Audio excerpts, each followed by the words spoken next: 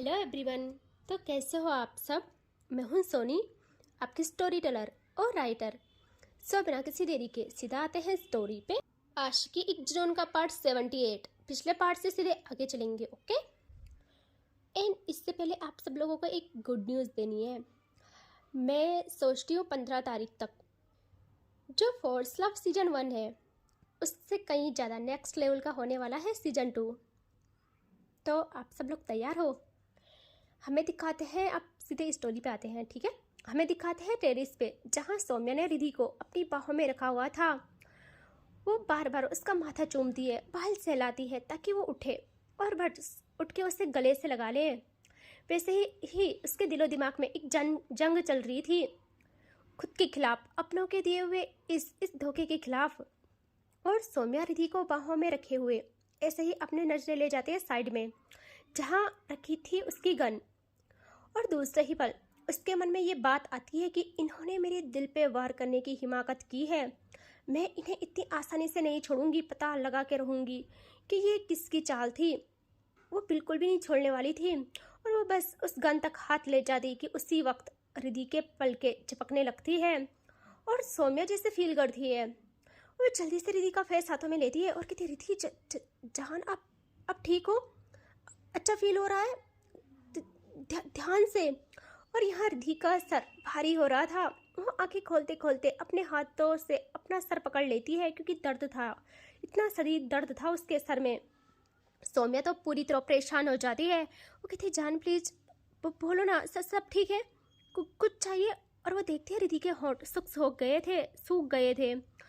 सौम्या कहती है, जान बेटा, मैं आपके लिए पानी लाती हूँ। तब सौम्या सब भूल गई थी। इस वक्त उसे सिर्फ रिधि का ख्याल था, सिर्फ रिधि का। वो ऐसे ही प्यार से रिधि का सर सोफे में टिका देती है और जल्दी से उठ के पानी लेने जाती है। वहाँ पानी था साइड में और वो बस ग्लास में भरती पानी। यहाँ रिधि की आइज प्रॉपर खुल जाती है और वो अच्छे से बैठ जाती है। और जैसे उसकी नज़र इधर उधर जाती है, उसके मन का तूफान उसकी आंखों में आग बन के दिखने लगता है।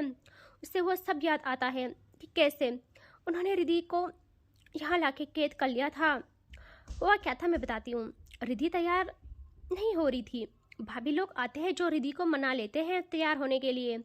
देखो, रिधि का ये था कि भरी महफिल में मैं सौम्या को उसकी गलती की सजा दूंगी। बहुत शौक है ना सगाई करने का, मुझ पे हाथ उठाने का। मैं बताऊंगी सगाई कहते किसे है। और वह तैयार हो जाती है, जैसे तैयार हो जाती है रेडी होने के लिए।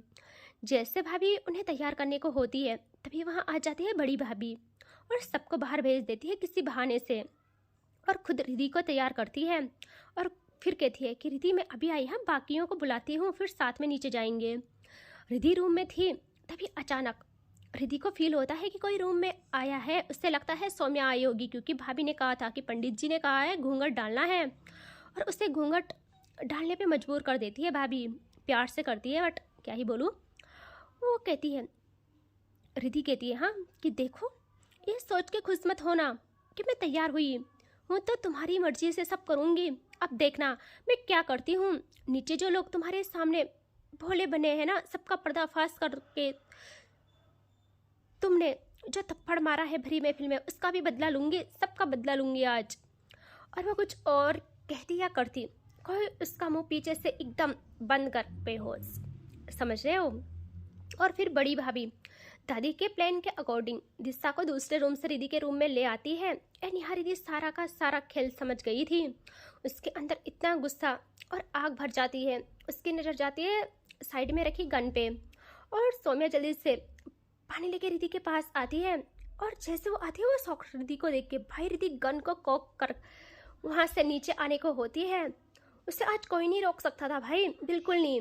यहाँ सौम्या का हाल क्या बोलूँ, वो कुछ नहीं समझ पाती। दूसरे ही पल उसे सेंस आता है, वो एकदम रिधि के सामने आ जाती है और कहती है, रिधि क्या कर रही हो, कहाँ जा रही हो इस हालत में? रिधि देखती है अब सौम्या को और कहती है, आगे से हट जाओ वरना मैं आज तुम्हें तक नहीं छोड़ूंगी। सौम्या कहती है, रिधि प्लीज शांत, सुनो अभी हालत सही नहीं है आपकी। रिधि कहती है, हालत तो अब देखना तुम्हारे घर वालों की सही नहीं रहेगी। मैं उस पर वार करूंगी जो तुम्हारी नजरों में सबसे ऊपर का दर्जा रखती है। दादी, हाँ और वो कहती है सारा किया धरा उसी का है। यहाँ सौम्या ना एकदम एक भी नहीं हटती यार, और कहती है रिद्धि शांत रहो, दादी के बारे में मत बोलना कुछ, मुझे पूरा यकीन है वो ऐसा नहीं कर सकती। बाकी के मामले में होता तो मैं समझ सकती थी, लेकिन मेरे मामले में वो ऐसा नहीं कर सकती है। रिद्धि कहती है तुमसे तो मैं इसी बात की उम्मीद कर सकती हूँ, बाकी तुमसे कोई उम्मीद है ही नहीं मुझे। तुमको उसने अपना गुलाम बना रखा है, हाथों की कठपुतली हो तुम उसके। तेरा बस सिर्फ मुझ पे चलता है, सिर्फ मुझ पे और किसी पे नहीं। लेकिन आज उन्होंने जो किया उसका हिसाब देना होगा उन्हें। यहाँ सौम्या कहती है रिद्धि इनफ, मैं खुद उन्हें नहीं छोड़ूंगी जिसने भी ये किया है। तुम नहीं जानती अभी मेरे पागलपन को तुम्हारे लिए, लेकिन तुम गलत हो। दादी के साथ बदसलूकी नहीं बर्दाश्त करूंगी मैं। इस लहजे में तुम उनसे कुछ बात नहीं करोगी मेरी खातिर। रिद्धि उसकी बातों पे एक भी ध्यान नहीं देती और जाने को होती है। यहाँ सौम्या अगेन रिद्धि के सामने खड़ी हो जाती है और रिद्धि की सब्र की हद हो जाती है। रिद्धि एकदम पॉइंट करती है सौम्या को और सौम्या शॉक। यहाँ रिद्धि कहती है आगे से हट जा वरना। सौम्या कहती है रिद्धि मेरी जान मेरी बात सुनो, मैं उनके हलक से जान खींच लूंगी जिसने ये किया है, लेकिन दादी कुछ भी नहीं कर सकती, मेरी खुशियाँ नहीं छीन सकती मैं।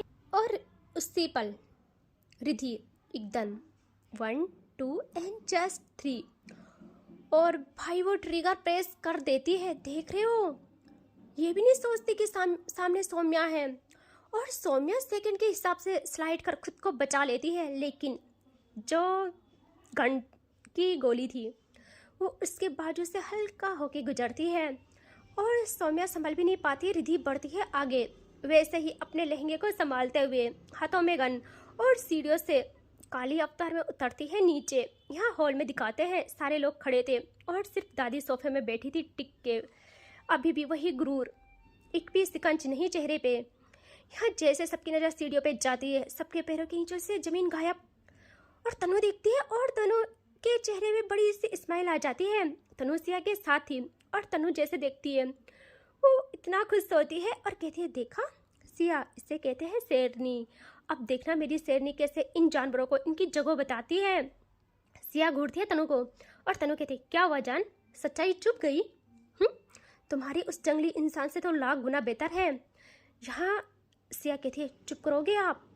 और अब आते हैं हम रिद्धि पे, जो प्रॉपर हॉल में आती है और भाई उसका पहला निशाना होती है डायरेक्ट दादी। देख रहे हो, नहीं डरती भाई किसी से।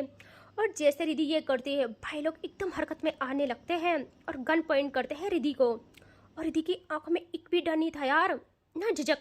और अब दादी और रिद्धि का होता है आमना सामना, तगड़ा आई कांटेक्ट। यहाँ दादी जैसे देखती है सौम्या नीचे आ रही है सीढ़ियों से, वो भाई को इशारे करती है हाथ से कि शांत पीछे हटो, और भाई लोग भी समझ जाते हैं, वो अपनी गन्स को नीचे कर लेते हैं। और यहाँ रिद्धि कहती है अब आज मैं आपका असली चेहरा इसके सामने लाके रहूंगी, मुझे सच्चाई प्यार से सबके सामने बताऊंगी, या फिर मुझे रिद्धि नाम का जहर आपकी नस नस में उतारना पड़ेगा।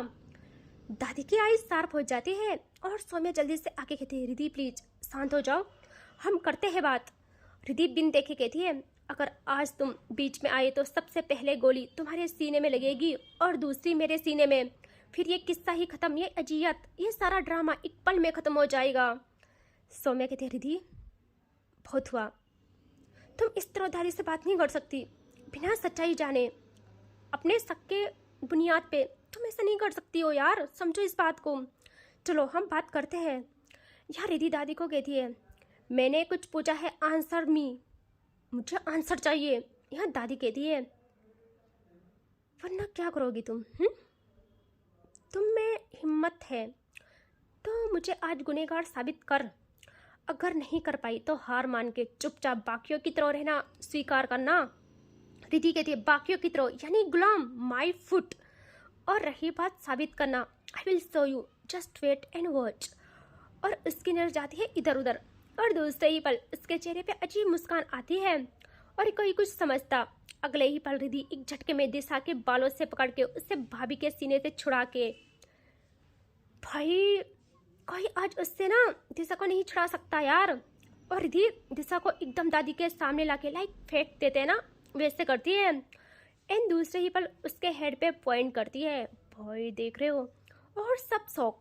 यहाँ दादी की आंखों में गुस्सा भर जाता है। वो कहती है सौम्या तुम इसे काबू कर रही हो या मैं करूँ। यह रिधि कहती है अगर तुम्हारे जुबान से एक भी लफ्ज निकला सौम्या इस वक्त तो मैं तुम्हें बताऊंगी। सौम्या कुछ नहीं कहती क्योंकि उसे भी इन सब ड्रामों से छुटकारा चाहिए था। या तो दूध का दूध पानी का पानी होके रहे आज।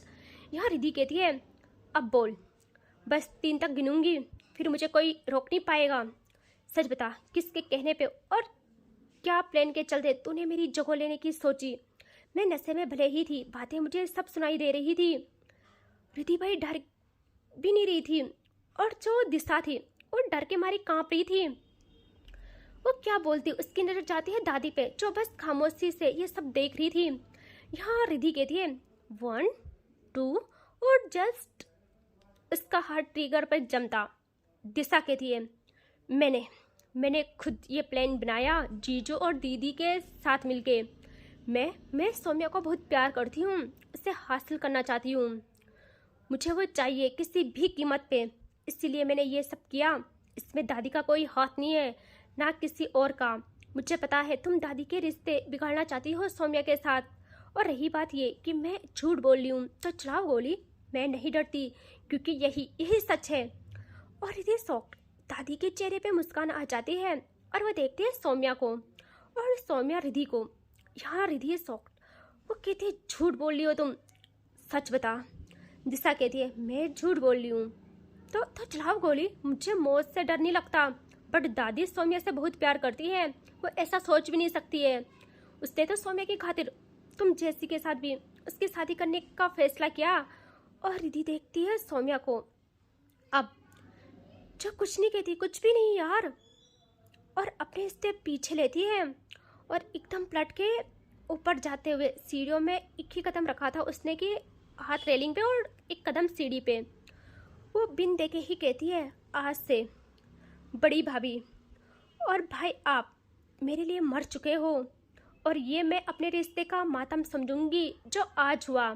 आज के बाद अगर आपका नाम आया तो मैं आपके सर से छत, मुंह से निवाला और हलक से जान खींच लूंगी। और दादी आप माफ़ करना, मैं रिधि की तरफ से माफ़ी मांगती हूँ, बहुत शर्मिंदा हूँ कि उसने आप पे शक किया। और वह ये कह के अपने बाजू पे हाथ लगाती है जहाँ जब गोली चली थी तो छू के गुजरी थी, घाव आ गया था हल्का। यार रिधि का ध्यान जाता है और वो कुछ कहती, सौम्या अपने रूम में चली जाती है। और यहाँ तभी दादी कहती है मेरी सौम्या के मन में तू चाहे कितना भी कर ले मेरे खिलाफ जहर नहीं बोल सकती है। वैसे बहुत अच्छा लगा मुझे ये देख के कि तेरी इतनी हिम्मत होने के बाद भी आखिरकार जीत मेरी हुई। देखा, रिधि देखती है दादी को और वो कहती है गजब, सच में बहुत सातिर हो आप, बहुत सातिर। अपने प्यादों को आगे कर खुद बच गई, लेकिन जस्ट 1 वीक, ये रिधि का चैलेंज है, जस्ट 1 वीक ओनली।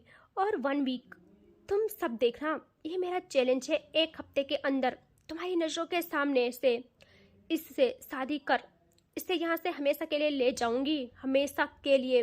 और तुम्हारी सच्चाई तक सामने ला न दी मैंने तो मेरा नाम रिधि नहीं। शादी रोकनी थी ना, अब रोक के दिखाओ मुझे। और हाँ, सौम्या के लिए अपने प्यार को भी बचा के दिखाओ। मैं उसके सामने अगर 1 हफ्ते में सच्चाई लाके उससे शादी न कर पाई तो मैं खुद पीछे हट के यहाँ से चली जाऊँगी, उसकी ज़िंदगी से चली जाऊँगी हमेशा के लिए। उसके मन से, दिलो दिमाग से उखाड़ फेंकूंगी तुम सबको जो उसकी ही खुशियों को कुरेदने पे लगे हो। यार जैसे सुनती है ना दादी, वो कहती सोचना भी मत मेरी सौम्या को हमसे दूर करने की, वरना तेरा अस्तित्व ही मिट जाएगा। रिधि कहती है दम है तो उखाड़ना जो उखाड़ सकते हो। और भाभी आप, वह देखते हैं बड़ी भाभी को जिनका सर झुका था। यहाँ रिधि कहती है आपसे ये उम्मीद नहीं थी, खैर आपकी भी गलती नहीं है। खूनी रिश्ते होते ही इतने बेरहम हैं कि सही गलत नहीं दिखता उनके सामने, जैसे सौम्या को नहीं दिख रहा है इनकी सच्चाई कि कैसे ये उसकी सांसें उससे छीनने पे लगे हैं। दादी कहती है सांसें नहीं, तुझे दूर करना चाहते हैं उससे।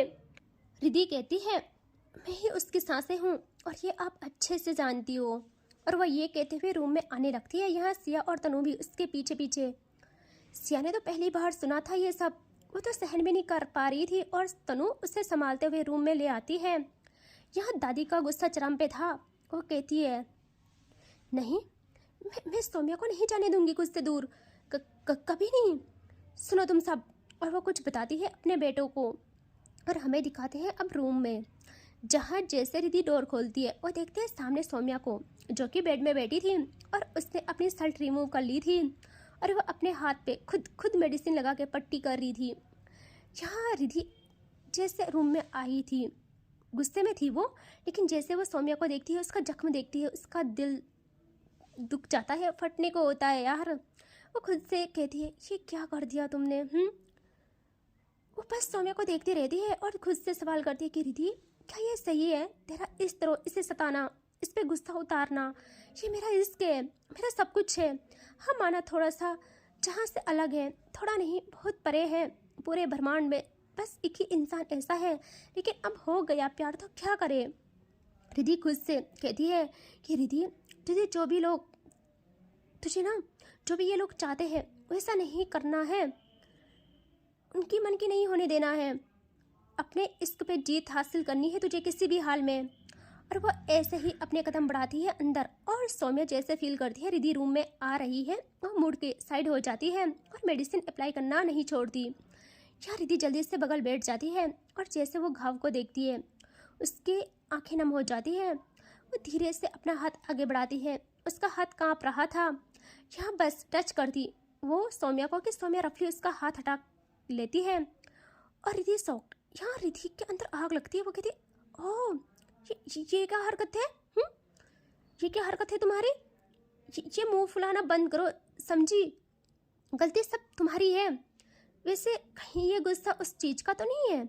सौम्या कोई जवाब नहीं देती। यहाँ रिद्धि सौम्या का चिन पर हाथ रखती है और अपनी ओर करती है और कहती है, मुझे देखो और बताओ ये गुस्सा किस चीज का है? दादी का, या फिर उससे तुम्हारी सगाई नहीं हो पाई, क्या नाम है उसका, दिशा, उससे तुम्हारी सगाई नहीं हो पाई इस चीज का?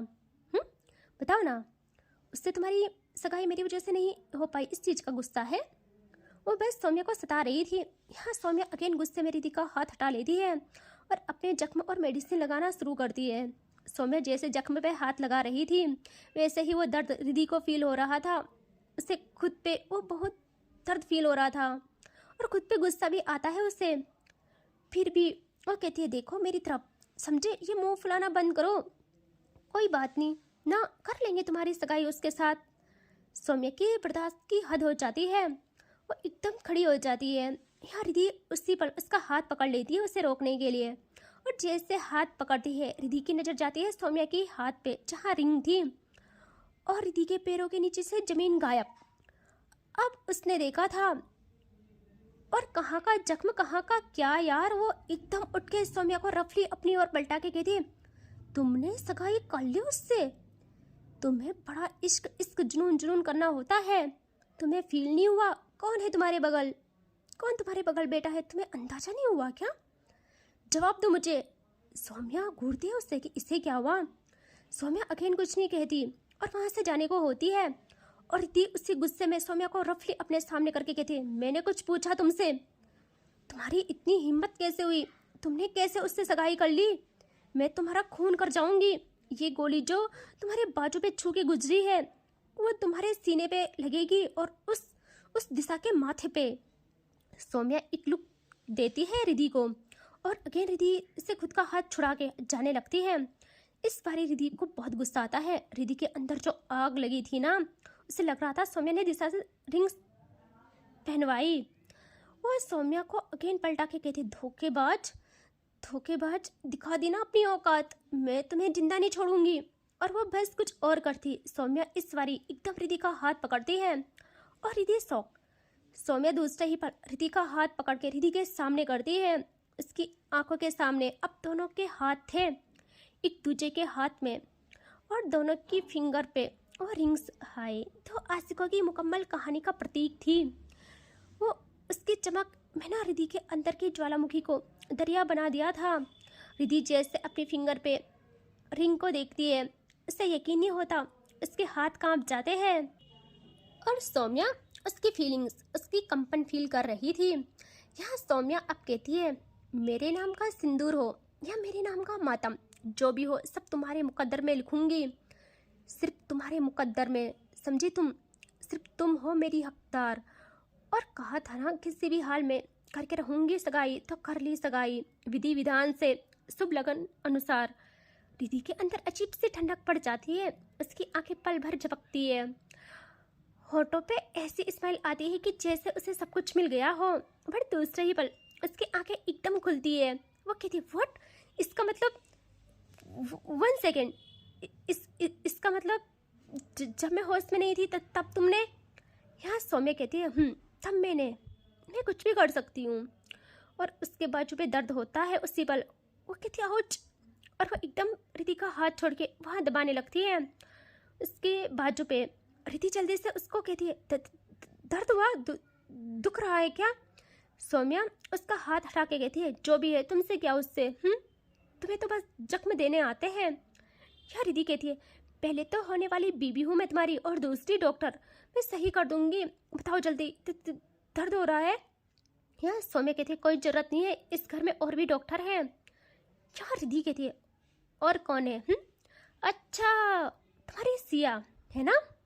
सौम्या देखती है प्रॉपर रिधि को और कहती है, हाँ मैं कैसे भूल गई, अब मुझे याद आया, सिया भी तो है, और अब मेरे जख्मों पे मरहम वही लगाएगी। और सौम्या ये कहकर वहाँ से बाहर आने को होती है। रिधि पीछे से चिल्ला के कहती है, कत्ल कर दूंगी तुम्हारा भी एक पल में, एक भी पल वहाँ दिखे तुम तो, अगर तुम वहाँ दिखे ना मैं जान से मार दूंगी तुम्हें। यहाँ सौम्या कहती है, जाते जाते जो करना है कर लो। और वो वहाँ से बाहर निकल जाती है। और रिधि को बहुत गुस्सा आता है, ये प्यार वाला लड़ाई था। हाँ, और इसके आगे देखेंगे नेक्स्ट पार्ट में। ठीक है, टेक केयर, बाय बाय।